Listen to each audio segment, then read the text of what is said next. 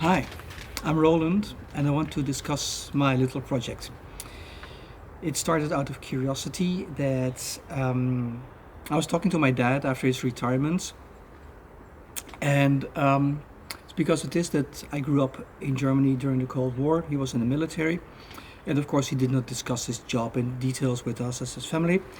But after his retirement, I started asking questions, he started telling me things, and I got more curious but also more amazed about what was going on basically behind the scenes.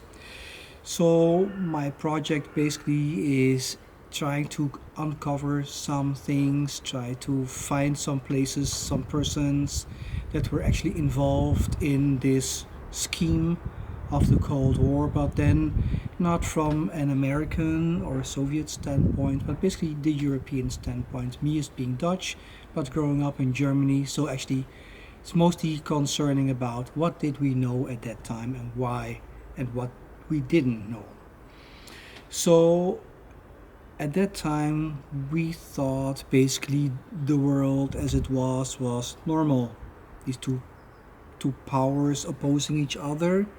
It was normal to us. The Russians were bad, we were good, and probably on the other side they thought the same. But how did this situation come to be? And we never really thought about this. And I even remember that when we were playing with our friends in the forest surrounding our village, we did not even know what was behind these fences.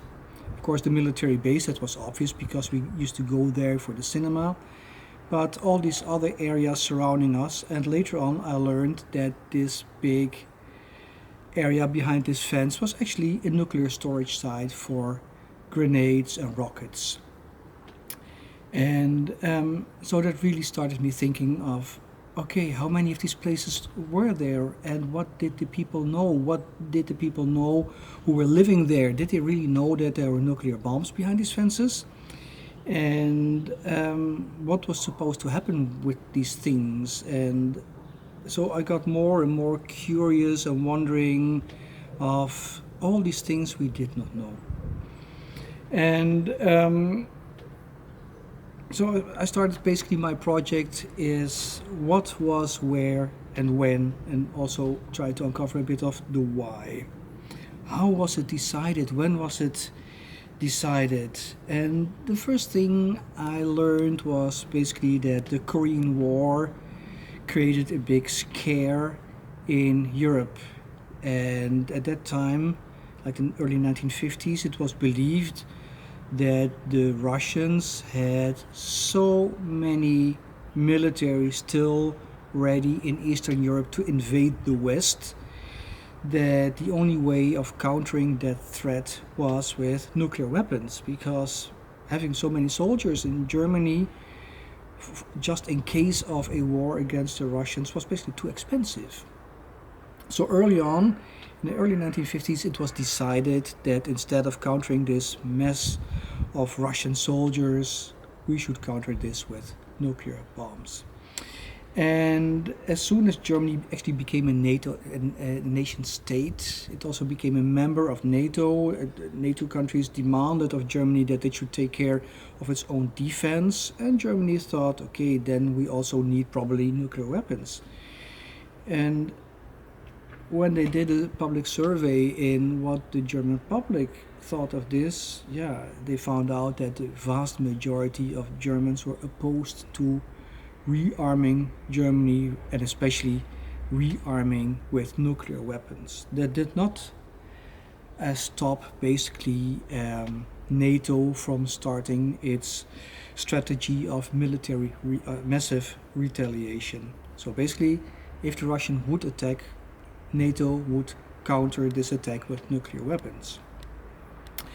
And so it was 1954, and America started deploying its first nuclear weapons in Western Germany. And these were basically very crude cruise missiles, but they were armed with nuclear bombs.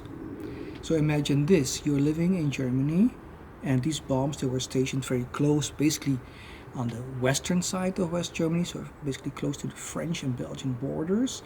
And these unmanned bombs with a big nuclear bomb in it would fly all the way over Western Germany and explode somewhere close to the East German border. So, how accurate were these things? I don't think they were very accurate. And how were they guided? By radio beams? And yeah, they can be easily jammed. So it was a crude system, not very accurate, but imagine still having nuclear bombs flying overhead in the event of war. And of course these weapons, they matured and they became more reliable, but still it is almost childish to think that with these big boy toys, these major powers threatening each other. It's like two bullies in the schoolyard. And 1 year after the first deployment of nuclear weapons in Western Germany, they did a kind of exercise on paper. What would war look like in Germany? And they found out that in this first encounter between NATO and Warsaw Pact forces, it would lead to more than 300 nuclear explosions, killing more than 5 million civilians. So I will let this sink in for a moment. 300 nuclear explosions, 5 million dead, probably within hours or days or maybe first weeks. That would war mean to us Europeans. Basically, lots and lots and lots of civilian deaths. Did that stop us from doing anything? No, it did not. What happened actually was, in the beginning, there were 70 nuclear bombs. In the end of the Cold War, more than 5,000 nuclear bombs were stationed in Western Germany, and Soviet archives are still closed, but estimates say that they based probably between 1,000 and 1,500 nuclear weapons in Eastern Germany. Isn't that crazy? So, what I want to try and find out is, who were the policymakers behind this? What did we as the public actually vote for when we voted for our politicians? What did we know? What did they know about these deployments? And what was basically the strategy behind the scenes to have this continue?